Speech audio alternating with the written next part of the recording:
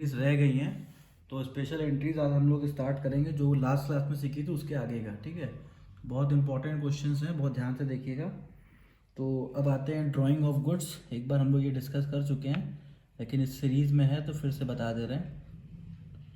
Drying of goods, drying of goods का मतलब होता है कि हमने अपने पर्सनल यूज़ के लिए कोई गुड्स अपने यहाँ विड्रॉ किया। तो मान लीजिए 10,000 का हमने ड्राइंग ऑफ गुड्स किया है, तो उस कंडीशन पे उस ड्राइंग को मतलब यहाँ पे अब जो एंट्री बनेगी वो बनेगी drawing account debit to purchase. क्यों? क्योंकि ये जो गुड्स है आपका, ये आपका कॉस्ट प्राइस पे जा रहा है। ठीक है, बेच तो रहे नहीं है, तो इसीलिए drawing account debit to purchase करेंगे। ठीक है, तो इसमें कंफ्यूज मत होइएगा, यहाँ पे आपको परचेज ही लिखना है, drawing account debit to purchase. तो यहाँ पे परचेज, यही सब कंडीशन है जहाँ पे परचेज क्रेडिट होता है, नहीं तो परचेज आपको हमेशा डेबिट ही दिखेगा। जब आप गुड्स को फ्री में कोई उसका यूज़ कर रहे हैं, मतलब उससे प्रॉफिट नहीं लेते हैं, तो उस कंडीशन में परचेज अकाउंट को क्रेडिट करते हैं। ऐसे याद कर लीजिए, जहाँ पे आपको कोई भी फ़ायदा नहीं हो रहा है गुड्स से, आप गुड्स किसी को चैरिटी बेसिस पे दे रहे हैं या फिर आप अपने पर्सनल यूज़ के लिए गुड्स निकाल रहे हैं, तो ये सब का सब जो जाएगा वो परचेज में ही जाएगा। दूसरा क्वेश्चन है हमारा, goods given away as charity. तो हमने गुड्स चैरिटी पे दे दिया, तो उस कंडीशन पर देखिए यहाँ पे भी गुड्स हमारा फ्री ऑफ कॉस्ट जा रहा है, फ्री में हम दे रहे हैं चैरिटी पे। ठीक है, तो यहाँ पे भी जो हमारी एंट्री बनेगी वो बनेगी एडवर्टीजमेंट में सेम एंट्री बनेगी, charity account debit to purchase. ठीक है, क्योंकि हम चैरिटी पे गुड्स दे रहे हैं, charity account debit to purchase. तो ये गुड्स हमारा चैरिटी पे जा रहा है। कितने रुपए का गुड्स है? मान लेते हैं गुड्स में 2,000 रुपीज़ दिया हुआ है, तो 2,000 रुपीज़ हम यहाँ पे एंट्री कर देंगे, charity account debit to purchase. ठीक है, उसके बाद आते हैं नेक्स्ट। अब है good distributed as a free sample. कोई गुड्स था, हमने उसको एज अ फ्री सैंपल बांट दिया, क्योंकि आपको पता है बिजनेस को बढ़ाने के लिए कभी कभी हमें गुड्स को फ्री सैंपल में भी बांटना पड़ता है। तो अगर आप गुड डिस्ट्रीब्यूट कर रहे हो तो फ्री सैंपल में बात कर रहे हो, तो यहाँ पे भी आपका दाम का दाम जा रहा है। तो जैसा कि हम लोग ने ऊपर बताया आपको कि जब भी गुड हम लोग फ्री सैंपल या फिर चैरिटी में या फिर ऐसा कोई केस अगर हो रहा है, तो उस कंडीशन पे हम मान लेते हैं कि जो हमारा गुड्स है वो दाम का दाम जा रहा है, तो उसमें हमारा दाम का दाम की एंट्री होती है। ठीक है, तो यहाँ पे जो हमें एंट्री हमारी होगी, अब यहाँ पे ये जो पैसा है वो एडवर्टीजमेंट का पैसा है। ठीक है, तो यहाँ पे हम क्या करेंगे, इसको एक नया अकाउंट बनाएंगे जिसको हम बोलते हैं advertisement account, advertisement expenses account को डेबिट करेंगे और टू परचेज करेंगे। क्यों? क्योंकि यहाँ पे जो हमारा सामान जा रहा है वो दाम का दाम जा रहा है, तो दाम का दाम जब भी कोई सामान जाता है तो उसकी एंट्री हम लोग इसमें दिखाते हैं। तो इस चीज़ को बढ़िया से एकदम याद कर लीजिए कि दाम का दाम का कोई सामान जाएगा तो उसको हम लोग एज अ परचेज दिखाएं। तो तीन चीज़ें हमने यहाँ पे देखी, पहला ड्राइंग भी परचेज में गया, गुड्स भी चैरिटी वाला भी परचेज में गया, और चैरिटी पे जो हमने बांटा था वो भी परचेज पे था। सॉरी, यहाँ पे एडवर्टीजमेंट था, डिस्ट्रीब्यूटेड एज एडवर्टीजमेंट। ठीक है, तो हमने एडवर्टीजमेंट पे जो गुड्स बांटा वो भी हमारा परचेज में गया। ठीक है, तो आप जिस जो काम कर रहे हैं उस अकाउंट को डेबिट करेंगे। जैसे यहाँ पे ड्राइंग कर रहे थे, यहाँ चैरिटी कर रहे थे, यहाँ एडवर्टीजमेंट कर रहे थे।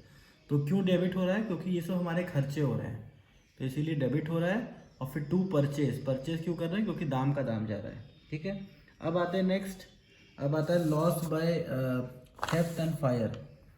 ठीक है, कोई भी लॉस हो जाए, दोनों में से कुछ भी, तो आप क्या एंट्री करोगे?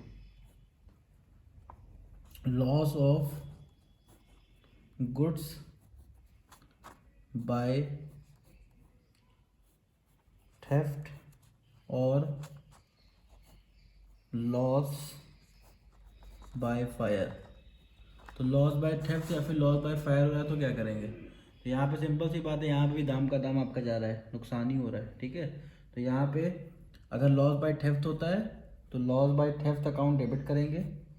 तो यहाँ पे हम क्या करते हैं, दोनों आपको करके दिखा देते हैं एक ही एंट्री में। तो आप क्वेश्चन के हिसाब से जैसा रहेगा, एक एंट्री रहेगा एक एंट्री करिएगा, और 2 एंट्री रहेगा तो 2 एंट्री करिएगा। तो यहाँ पे loss by theft, loss by fire, दोनों अकाउंट को डेबिट करेंगे, ठीक है। उसके बाद टू परचेज, यहाँ पे to purchase.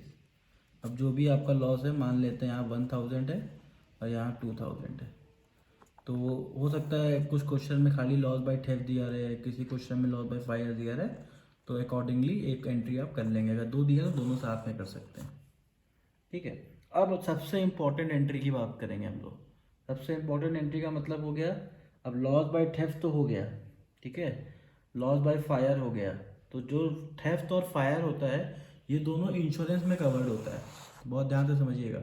Loss by theft और लॉस बाय फायर जो होता है वो इंश्योरेंस में कवर्ड होता है। तो ऐसे कंडीशन पर हम क्या करेंगे, ठीक है।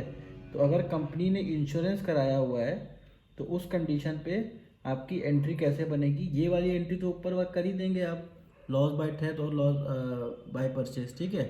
उसके बाद आपको क्या एंट्री बनेगी वो देखिए। अब जो लॉस बाय, मान लेते हैं लॉस बाय फायर हुआ है, ठीक है, तो यहाँ पे आपकी एंट्री बनेगी, ये बहुत इंपॉर्टेंट है, एग्ज़ाम में पूछता ही पूछता है। यहाँ पे आपको ये सब अपने मन से एंट्री बनानी पड़ेगी। जैसे ही इसमें बोल दिया कि कम गुड्स, हमारा इंश्योरेंस, गुड्स का इंश्योरेंस हुआ था, तो यहाँ पे आप करोगे क्या, इंश्योरेंस कंपनी को डेबिट करोगे टू लॉस बाय फायर, ठीक है। तो लॉस बाय फायर है, तो यहाँ पे 2000 रुपीज़ का आपने यहाँ पे क्लेम अभी रजिस्टर किया है, अभी आपको पैसा मिला नहीं है, पहले आपको क्लेम रजिस्टर करना पड़ता है इंश्योरेंस कंपनी के पास, ठीक है। तो इसको हम लोग बोलते हैं इंश्योरेंस क्लेम लॉग्ड, हम यहाँ पे लिख दे रहे हैं इंश्योरेंस क्लेम लॉग्ड। मतलब यहाँ पे हमने इंश्योरेंस क्लेम लॉग्ड में क्या हुआ, हमने इंश्योरेंस क्लेम की यहाँ पे लॉगिंग करा दी कि हमें ये क्या बोलते हैं, यहाँ पे इंश्योरेंस क्लेम लेना है, ठीक है। उसके बाद इंश्योरेंस क्लेम लॉट के बाद क्या है, अब हमको कोई पैसा इंश्योरेंस का मिल गया। देखिए, जब भी आप इंश्योरेंस में जब क्लेम करते हो तो ज़रूरी नहीं है कि आपको पूरा पैसा मिले, तो 2 केसेस बनते हैं, एक में पूरा पैसा मिलेगा, एक में आपको कुछ पैसा मिलेगा, ठीक है। तो ये चीज़ ध्यान रखिएगा, जब भी आप इंश्योरेंस में क्लेम करते हो तो इसका ये मतलब नहीं कि आपको पूरा पैसा इंश्योरेंस कंपनी दे देती है। इंश्योरेंस कंपनी आती है, आपके यहाँ चेक करती है और देखती है कि कितने का आपका नुकसान हुआ है, उस हिसाब से कंपनी डिसाइड करती है, फिर आपको क्लेम देती है, ठीक है। तो वो क्लेम जितने का होगा वो आपका फ़ायदा हो गया, और जितना क्लेम आपको नहीं मिला वो आपका नुकसान हो गया, ठीक है। तो मान लेते हैं पहले कंडीशन में पूरा क्लेम मिल गया, ये क्वेश्चन में लिखा रहेगा, ये आपको परेशान नहीं होना है। क्वेश्चन में लिखा रहेगा कि हमने इंश्योरेंस क्लेम किया और इतना पैसा मिल गया, ठीक है। तो आपने 2000 रुपये का इंश्योरेंस क्लेम मिला किया, तो केस नंबर 1 में क्वेश्चन में मान लीजिए लिखा हुआ है कि हमें इंश्योरेंस क्लेम पूरा मिल गया। तो जब अगर पूरा मिल जाता है तो आप एंट्री करते हो bank account debit to insurance company. ये कौन सा कंडीशन है, जहाँ पे आपको पूरा का पूरा पैसा इंश्योरेंस कंपनी ने आपका अप्रूव कर दिया कि भाई इनका जो क्लेम था जेन्युइन था, इन्होंने बहुत ही सही क्लेम लगाया था, इनको पूरा पैसा देने की ज़रूरत है। तो जहाँ पे आपका जेन्युइन क्लेम है, पूरा पैसा मिलने की संभावना है, इंश्योरेंस कंपनी आपको पूरा पैसा दे देती है। और एक दूसरा केस होता है जहाँ पर इंश्योरेंस कंपनी को लगता है कि नहीं, इन्होंने जो क्लेम लिखा है वो ज़्यादा लिख दिया है, इतने का क्लेम नहीं है, तो उस कंडीशन पे इंश्योरेंस कंपनी आपको पूरा क्लेम नहीं देती है। तो क्वेश्चन में लिखा रहेगा कि कितना क्लेम दे रही है। जैसे 2000 का आपने क्लेम किया, तो क्वेश्चन में लिखा हुआ है कि केवल आपको 1500 रुपीज़ एज ए क्लेम मिला। तो आप क्या करोगे, एंट्री बैंक अकाउंट डेबिट करोगे, जैसे आपने बगल में किया हुआ है बैंक अकाउंट डेबिट। अब यहाँ पे आप केवल 1500 रुपीज़ लिखेंगे, क्योंकि आपको केवल 1500 रुपीज़ यहाँ पे मिल रहा है। उसके बाद जो आपका 500 रुपीज़ है वो आपका चला गया लॉस में, तो 500 रुपीज़ आप लिखोगे प्रॉफिट एंड लॉस अकाउंट में, फिर 2 आप लिखोगे इंश्योरेंस कंपनी में। तो ये आपका टोटल बन जाएगा 2000 रुपये का अमाउंट। तो इस एंट्री को आपको इस तरीके से करना है, ठीक है। तो इंश्योरेंस की एंट्री बहुत इंपॉर्टेंट है, एग्जाम में पूछी जाती है। तो आप समझ लीजिए कॉम्बिनेशन ऑफ 3 एंट्रीज हैं। पहला तो आपका जो आपने loss by fire to purchase किया, और दूसरा एंट्री हो गया insurance company to loss by fire, और तीसरा एंट्री आपको क्वेश्चन में देखना पड़ता है कि पूरा पैसा मिल रहा है कि नहीं मिल रहा है।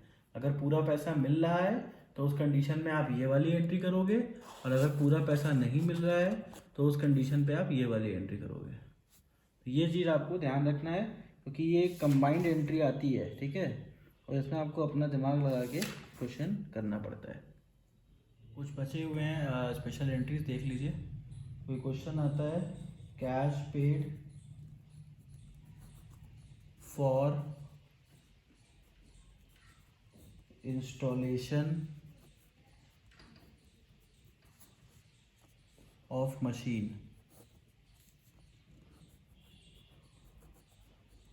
तो देखिए, अगर आपने कैश पे किया है मशीन को इंस्टॉल करने के लिए, तो इसका मतलब क्या हुआ कि कोई नई मशीन आपने खरीदी, उसको इंस्टॉल करने के लिए पैसा खर्च किया है। तो ये आपका जो कहलाएगा, ये कैपिटल एक्सपेंडिचर कहलाएगा, ठीक है। तो आपको जब मशीन खरीदते हैं और उसको चलाने के लिए जितना पैसा खर्च करते हैं वो सब कैपिटल एक्सपेंडिचर होता है। तो ये अलग से एक्सपेंसेस अकाउंट में नहीं जाएगा। ये जो एंट्री बनेगी, इसका अकाउंट बनेगा machine account debit to cash.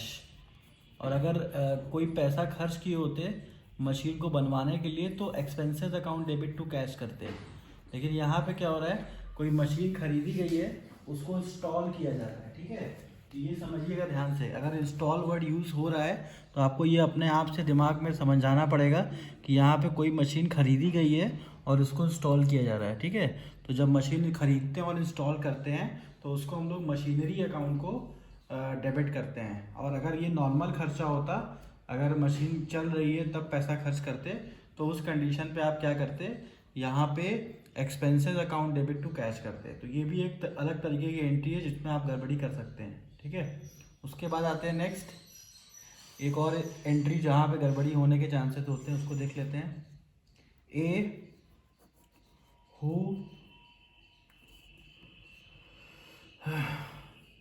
who owned me rupees 30,000 has failed to pay the amount। यहाँ पे क्या है कि मेरा एक के पास पैसा बाकी था 30,000 रुपीज़, वो देना, वो मतलब नहीं दे पाया। उसके बाद क्या बोल रहा है, ही पेज मी अ कंपनसेशन। मगर कंपनसेशन मतलब जो थोड़ा मोड़ा पैसा वो हमको दिया है। कितना दिया है, क्वेश्चन बोलता है 45 पैसा इन अ रुपी बाय चेक। तो पहले क्वेश्चन का मतलब समझ लीजिए। यहाँ पे हमारा पैसा बकाया था मिस्टर ए के ऊपर 30,000 रुपीज़, और 30,000 रुपीज़ वो नहीं दे पाए। तो उन्होंने क्या किया, बहुत हमारे मतलब रिक्वेस्ट करने के बाद वो 45 पैसा इन अ रुपी देने को तैयार हुए। तो 45 पैसा इन अ रुपी का मतलब क्या हुआ, 45%, ठीक है। तो 30,000 का और 45% निकालेंगे, ठीक है, तो उतना पैसा मिलेगा। तो आंसर आएगा आपका 13,500 रुपीज़। तो यहाँ पे जो आप जनरल एंट्री करेंगे, जनरल एंट्री ऐसे बनेगी, बैंक अकाउंट डेबिट, यहाँ पे हो गया आपका 13,500, और उसके बाद जो पैसा नहीं मिला है उसको आप 30,500 से माइनस कर देंगे। 30,000 में से 13,500 माइनस हो जाएगा। तो यहाँ पे जो पैसा नहीं मिला है वो चला जाएगा बैड डेब्ट्स में, ठीक है। तो एक नया अकाउंट बनाएंगे आप, बैड डेब्ट्स अकाउंट, और बैड डेब्ट्स से पैसा चला जाएगा 16,500 रुपये, और फिर टू एज अकाउंट, टोटल हो गया 30,000। तो बहुत ही इंपॉर्टेंट एंट्री है बैड डेब्ट्स की, ये भी एग्ज़ाम में आपकी आती है कि बैड डेब्ट्स हो गया। बैड डेब्ट्स का पैसा आप बताइए कैसे उसको एडजस्ट करेंगे, कितना पैसा हमको मिलेगा। अगर पूरा पैसा नहीं देता तब तो आप bad debts account debit to A करके 30,000 रुपीज़ लिख के खाली हो जाते। लेकिन यहाँ पे क्या है 45% दिया है। 45 पैसा का मतलब यहाँ पे हो गया 45%। तो 45% अगर पैसा आपको मिल रहा है तो आपको 45 पैसा का अलग से एंट्री करना पड़ेगा, कि आपको दिखाना पड़ेगा कि हमें 45 पैसा मिला है। ठीक है, तो पैसा से कंफ्यूज मत होइएगा, यहाँ पे पैसा का मतलब परसेंटेज है। ठीक है।